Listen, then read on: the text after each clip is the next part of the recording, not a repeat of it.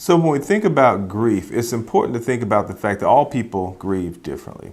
And oftentimes what influences the way that people grieve or the way that people process their grief is in part the way that we're socialized, but also the roles and responsibility within the dynamic of the family and where people fall in those roles.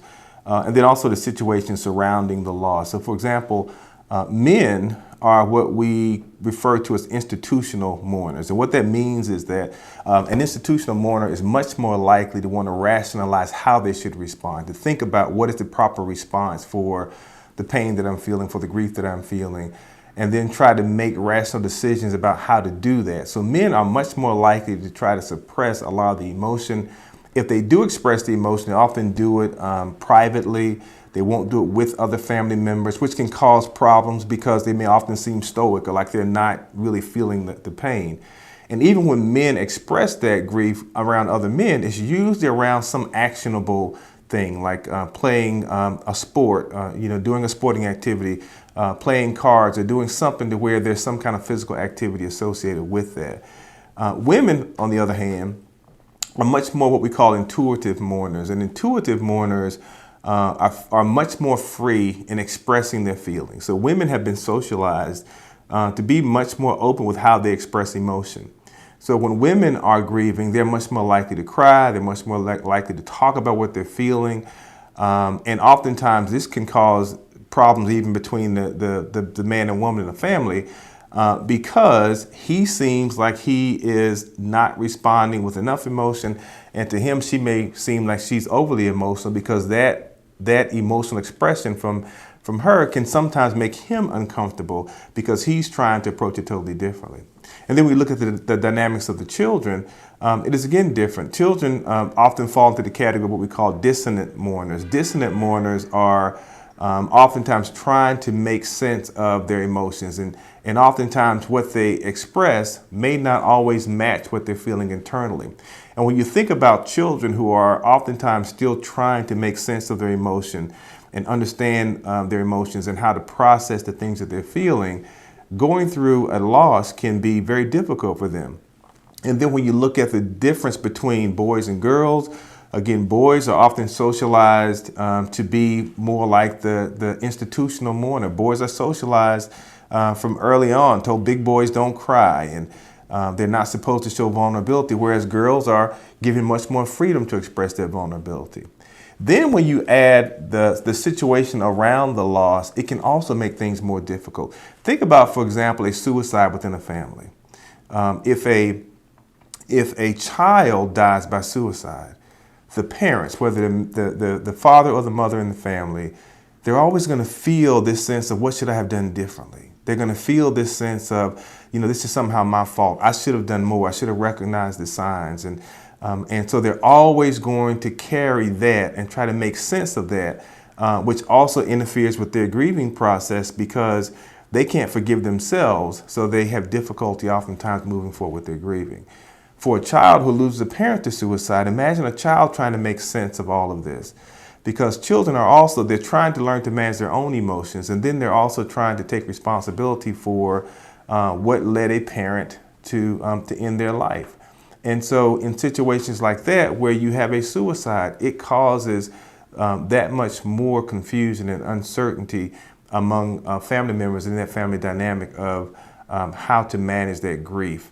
And then in any loss, think about how because the way that we often process and grieve is in large part dictated by roles in the family.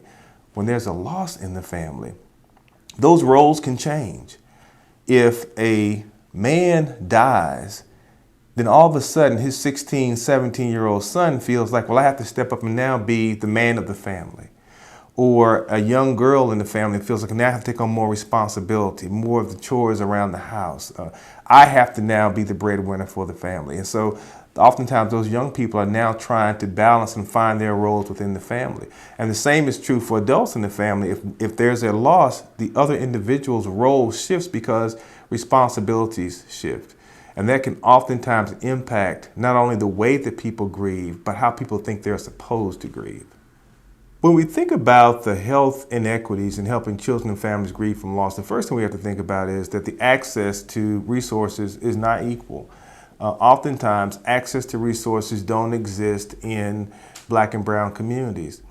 Statistically, people of color are, whether it's grief and loss or whether they're experiencing mental health challenges, people of color, and Black people in particular, are much less likely to initiate treatment, much more likely to terminate treatment prematurely, and much more likely to seek out hospital emergency departments as their primary entry into whatever treatment services they receive, as opposed to white communities. And in large part, that's because the resources are not located in communities where people live. Now, think about someone who is experiencing a great deal of loss and grief and not knowing how to cope with it because they've lost someone or because they've lost a relationship, and they don't have access from a trusted resource within their community to be able to process that.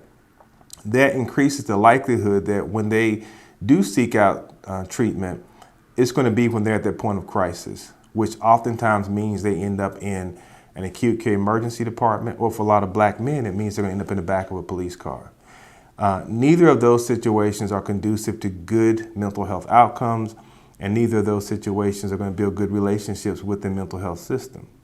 Consider also that for most of us, as we are seeking out treatment, the treatment models were not really built upon and based upon the perspective of Black and brown people. So most of the treatment models that we have access to today were designed during a time when people of color and women were thought of as lesser, and when people in the LGBTQ community would have been thought of as mentally ill. And that's the basis of a lot of our treatment. So when you have treatment models that really weren't built to take into account the nuances of race and culture and ethnicity, that's going to make it much more likely that we're going to receive resources that are equitable, resources that take into account our history and the things that we deal with. And one of the things that I often tell people is that if I am seeking out mental health treatment, unless you can accept and unless you can give credence to my perception of my role as a Black man in America, then your interaction with me may be another traumatic event that I have to experience, because I now have to process the fact that you may minimize my experience as a Black man in America. When we think about health equity, at its core, health equity simply means that every individual has the opportunity to live their healthiest life, to have their best health outcome. We know that right now that equity does not exist.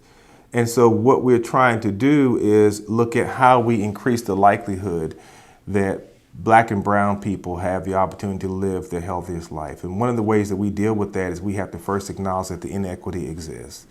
We have to identify who is disproportionately impacted.